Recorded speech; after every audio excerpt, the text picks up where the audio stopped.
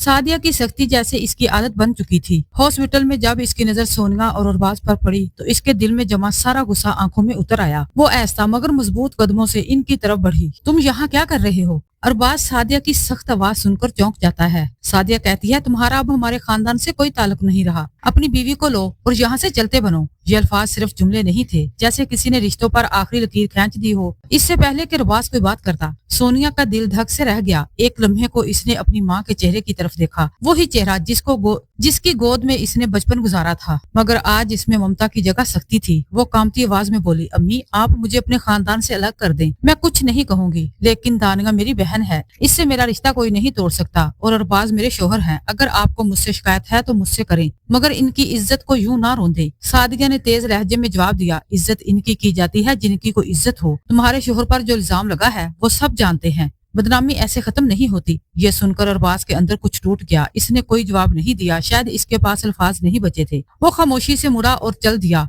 इसकी पुश्त पर एक बेआवाज दर्द साफ दिखाई दे रहा था, लेकिन अरबाज के पास अपनी बेगुनाही साबित करने के लिए कोई भी सबूत नहीं था। लेकिन इसे यकीन था कि एक दिन सच्चाई सबके सामने आकर रहेगी। सोनिया की आंखों से आंसू बह निकले। वो दौड़कर इसके पीछे गई। मुराद ने बेबसी में अपनी माँ की तरफ देखा। अम्मी खुदा के लिए बस करें, हम हॉस्पिटल में हैं। बड़ी मुश्किल से दानिया की तबीयत संभली है और आपको अभी भी यही बातें सूझ रही हैं। अरबाज बेकसूर है। फारा और बिलाल ने जायदाद के लिए साजिश की है। सादिया की आवाज में अब भी सख्ती थी। बेटा दुनिया बिला वजह इल्जाम नहीं लगाती, कोई ना कोई सच जरूर होता है। दूसरी तरफ हॉस्पिटल की सीढ़ियों के पास अरबाज खामोश खड़ा था। सोनिया इसके सामने आकर रुक गई। मुझे माफ कर दें अरबाज, अम्मी को ऐसा नहीं कहना चाहिए था। अरबाज ने गहरी सांस ली। शायद वो ठीक ही कहती हैं। जब हर तरफ से एक ही बात सुनने को मिले तो इंसान खुद भी शक का शिकार हो जाता है। सोनिया ने रोते हुए इसका हाथ थाम लिया। अगर पूरी दुनिया भी आपको गलत कहे, मैं नहीं मानूंगी। आप मेरे लिए बेकसूर हैं और रहेंगे। इसी लम्हे सोनिया के पास रमला आती है और कहती है कि तुम्हें दानिया बुला रही है। ये सुनते ही सोनिया का दिल भर आया। दोनों बहनें एक दूसरे से लिपट गईं, जैसे वक्त थम सा गया हो। कुछ देर बाद सोनिया ने मुस्कुराते हुए बताया, हमने नया कारोबार शुरू किया है। अरबाज की अम्मी हमारा बहुत ख्याल रखती हैं। कभी कभी लगता है कि वही मेरी सगी माँ है। दरवाजे के बाहर खड़ी सादिया के कानों में ये अल्फाज तीर की तरह प्रविष्ट हो गए। इसके कदम रुक गए।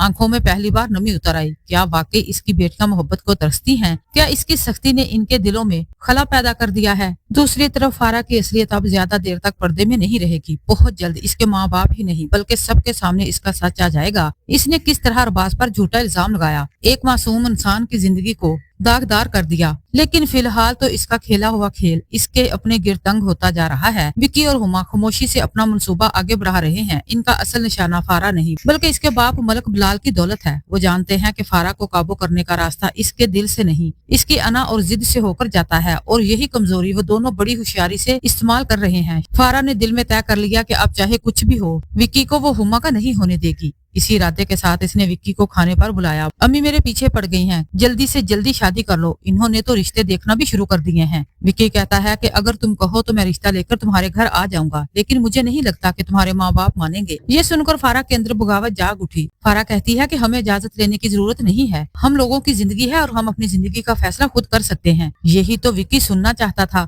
ऐसा ऐसा फारा खुद ही रास्ता दिखाने लगी। घर से भागकर शादी का ख्याल और इसके लिए पैसे का इंतजाम, हत्ता के अपने बाप की अलमारी तक खाली करने का इरादा।